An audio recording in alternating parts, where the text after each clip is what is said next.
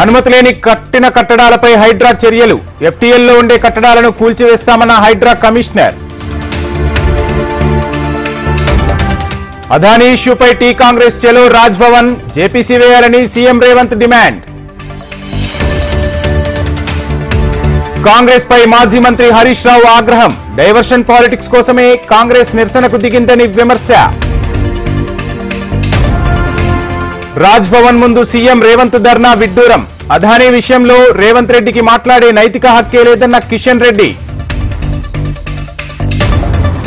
జమిలిపై JPC ఏర్పాటు చేసిన కేంద్ర సర్కార్. 31 మంది సభ్యులతో జాయింట్ పార్లమెంటరీ కమిటీ.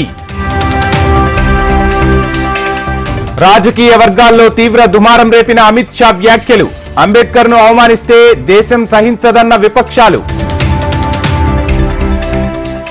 ముంబై సముద్ర తీరంలో ఘోర పడవ ప్రమాదం. ప్రయాణికులతో వెళ్తున్న ఫెర్రీ మునక 13 మంది జల సమాధి. Jal Jeevan mission workshop ను ప్రారంభించిన పవన్ కళ్యాణ్. కార్యక్రమంలో పాల్గొన్న 26 జిల్లాల సీనియర్ ఇంజనీర్లు, డిఆర్ఈలు. ఫార్ములా ఈ రేస్ అంశంపై అసెంబ్లీలో చర్చ పెట్టాలని డిమాండ్. ముఖ్యమంత్రి రేవంత్ రెడ్డికి మాజీ మంత్రి కేటీఆర్ బహిరంగ లేఖ. మూసీ ప్రాజెక్టు ప్రజల కోసమా లేక రియల్ ఎస్టేట్ వ్యక్తుల కోసమా? మూసీ ప్రాజెక్టు బాధితులకు 300 గజాల స్థలం ఇవ్వాలని ఎమ్మెల్సీ కవిత డిమాండ్. కాకి దుస్తుల్లో అసెంబ్లీకి బీఆర్ఎస్ ఎమ్మెల్యేలు. ఎమ్మెల్యే క్వార్టర్స్ నుంచి అసెంబ్లీ వరకు ఆటోల్లో వెళ్లిన ఎమ్మెల్యేలు. మానేరుపై హైలెవెల్ బ్రిడ్జిని నిర్మించాలని అభ్యర్థన. కేంద్ర మంత్రి గడ్కరీకి బండి సంజయ్ వినతి. అంబేద్కర్ ను అవమానిస్తే దేశం సహించదు. అమిత్ షా కమెంట్స్ పై విపక్షాల ఆందోళనలు. సివిల్ సర్వీసెస్ కు ప్రాధాన్యతే లక్ష్యం. 100 మందితో బీసీ స్టడీ సర్కిల్ ను ప్రారంభించిన మంత్రి సవిత. ఇష్టకామేశ్వరీదేవి ఆలయానికి వెళ్తూ దారి తప్పిన 15 మంది భక్తులు. నల్లమలలో చిక్కుకున్న భక్తులు సురక్షితం. నాంపల్లి కోర్టులో పట్నం నరేందర్ కు ఊరట. లగచర్ల కేసులో బెయిల్ మంజూరు.